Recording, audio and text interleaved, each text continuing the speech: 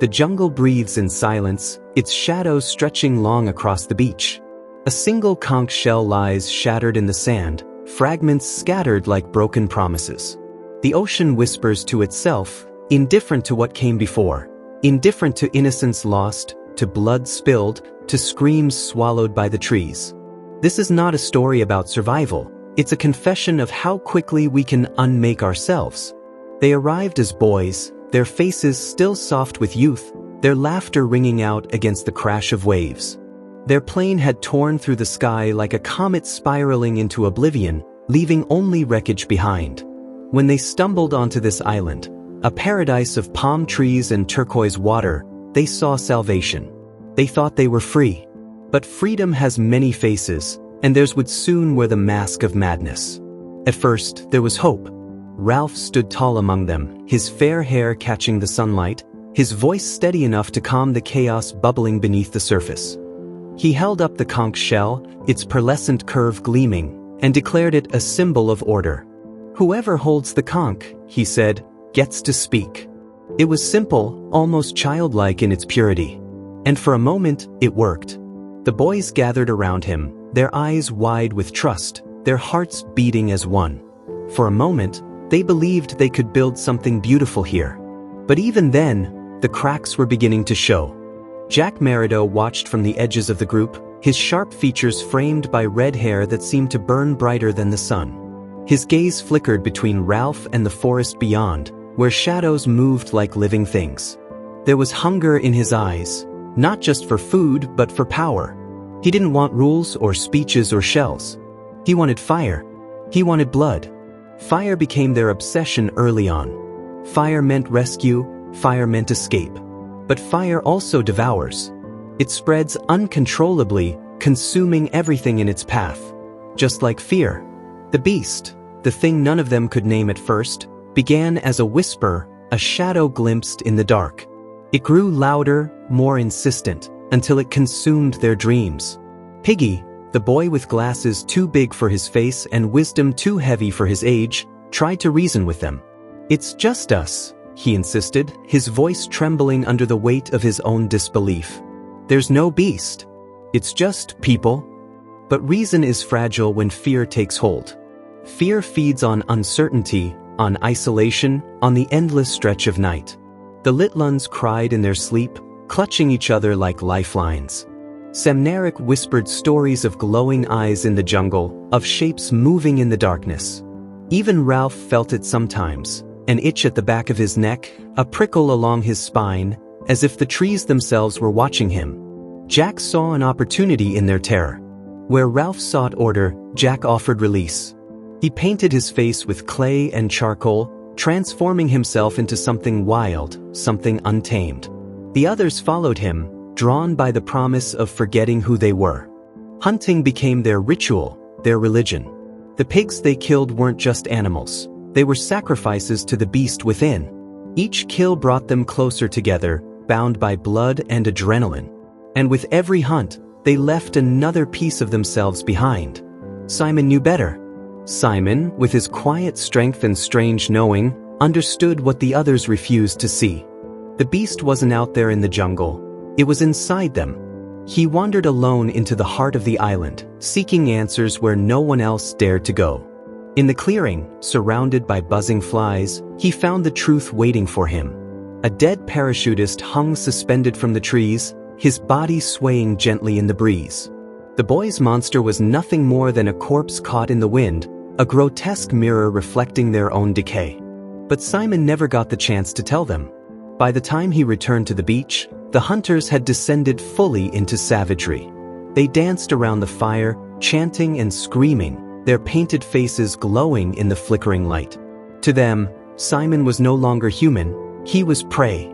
They tore him apart with their bare hands, their cries mingling with the storm that raged overhead. Lightning split the sky, illuminating the carnage below. Rain washed away the blood, but it couldn't cleanse what they had done. After that, there was no going back. Piggy clung desperately to the remnants of civilization, clutching the conch like a talisman. "We've got to think," he pleaded, his voice cracking under the strain. "We've got to use our heads." But thinking was dangerous now. Thinking led to questions, and questions led to guilt. So Jack and his tribe silenced him forever, shattering the conch and sending Piggy tumbling to his death. The last vestiges of order crumbled alongside him, swallowed by the abyss. Ralph ran. He ran until his lungs burned and his legs gave out beneath him.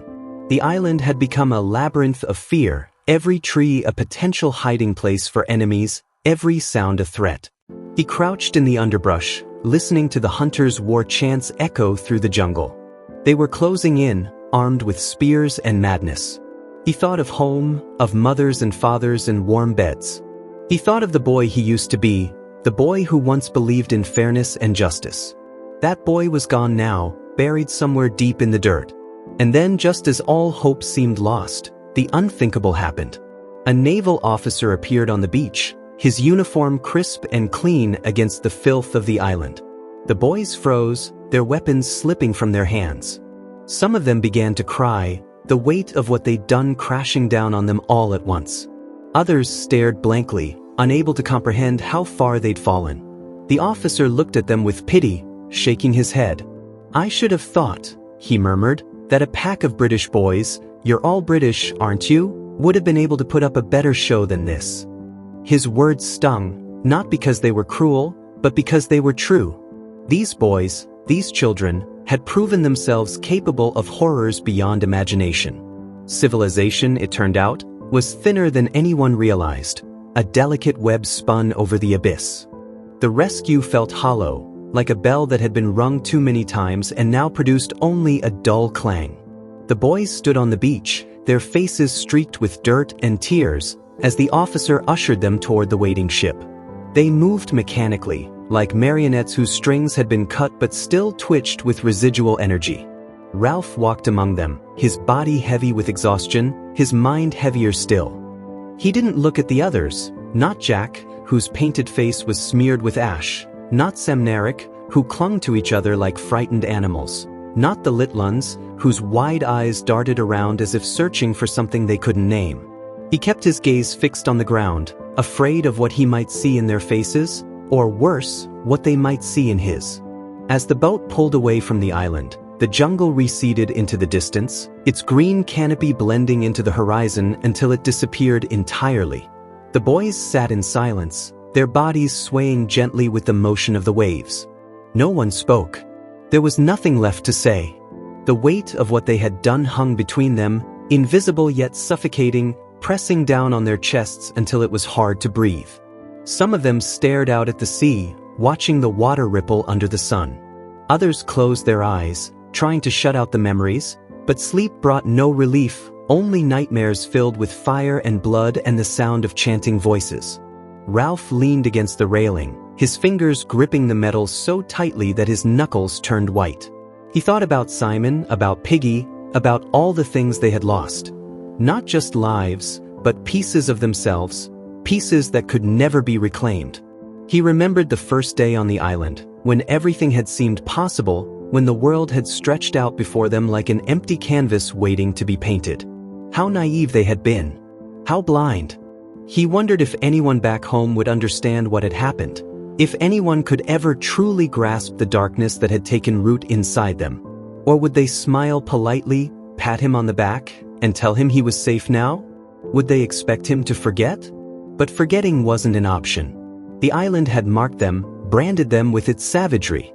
It lived inside them now, coiled in the depths of their souls like a sleeping snake. One wrong move, one moment of weakness, and it would awaken again. That was the truth, the terrible, unspoken truth, that none of them wanted to admit. Civilization wasn't a fortress. It was a thin layer of paint covering the rot beneath. Scratch the surface, and you'd find the beast lurking underneath, waiting for its chance to emerge. Jack sat apart from the others, his arms crossed over his chest, his jaw clenched tight. For the first time since arriving on the island, he looked uncertain, almost vulnerable. The mask of confidence he had worn so proudly had begun to crack, revealing the boy beneath. He glanced at the others furtively, as if expecting judgment or condemnation, but no one met his gaze. They were all too busy wrestling with their own demons. Still, he couldn't shake the feeling that he was being watched.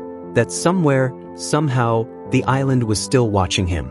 The Litluns huddled together near the bow of the ship, their small hands clutching each other for comfort. They didn't cry anymore. The tears had dried up long ago. Instead, they stared ahead with blank expressions, their innocence stripped away like bark from a tree. They would grow up eventually, enter the adult world with its rules and expectations, but part of them would always remain on that island. Part of them would always belong to the jungle. When the ship finally docked, the boys disembarked in silence, stepping onto solid ground for the first time in what felt like an eternity. The air smelled different here, cleaner, less oppressive, but it offered no solace. People crowded around them, their faces alight with concern and curiosity. Questions flew through the air like arrows, but the boys didn't answer. They couldn't. Their tongues felt thick and clumsy, their throats clogged with words they didn't know how to say. So they simply stood there, letting the adults guide them away, their movements slow and mechanical. Ralph lingered behind, watching as the others disappeared into the crowd. He should have felt relief, gratitude even, but instead he felt numb. The island was gone, but it wasn't over. It would never be over. Every time he looked in the mirror, he would see the boy who had held the conch, who had tried to keep the peace, who had failed. And every night, when the lights went out and the world fell silent, he would hear the echoes of the chant. Kill the beast. Cut his throat. Spill his blood. He took one last look at the ocean, where the island had vanished without a trace. Somewhere beneath the waves, the conch lay broken, its fragments buried in the sand. It was more than just a shell. It was a symbol of everything they had lost, everything they had destroyed. Ralph closed his eyes and let the image burn itself into his memory. The shattered conch, the scorched earth, the flies buzzing endlessly. Then he turned and walked away, leaving the beach behind him. Years later, when the boys had grown into men, they would sometimes wake in the middle of the night drenched in sweat, their hearts pounding in their chests. They would sit up in bed, gasping for air, and wonder if it had all been real. Was the island truly gone, or did it still exist somewhere deep within them, waiting for the right moment to resurface? They would try to push the thought aside, to convince themselves that they were different now, better. But in the quiet moments, when no one else was listening, they would hear it again, the whisper of the beast, soft but insistent, reminding them of the darkness they carried within. And so, the story ends not with triumph, but with emptiness. The boys are saved, but salvation offers no absolution. They return to a world that will never understand what they've seen, what they've done. They carry their guilt like anchors, dragging it behind them wherever they go. The island is gone, but its shadow remains, stretching across their lives like a stain that refuses to fade. In the end, the tragedy of Lord of the Flies isn't about the loss of innocence. It's about the realization that innocence was never really there to begin with. Beneath the surface, hidden by smiles and laughter, lies the beast. And it's always watching, always waiting, always hungry. Feel like you're meant for more, but don't know how to get there? You're not alone. Every success story starts with doubt and a spark. The Self-Made Millionaire, Zero to Wealth isn't just a book. It's your roadmap to purpose, confidence, and success, built on real lessons from real millionaires. One reader said, "It didn't feel like a book. It felt like my future talking to me." Inside, you'll find the exact mindset and principles used by the world's most successful people. No fluff, just real, life-changing wisdom. Ready to take the first step? Get it 100% free. Just subscribe and comment "book" below.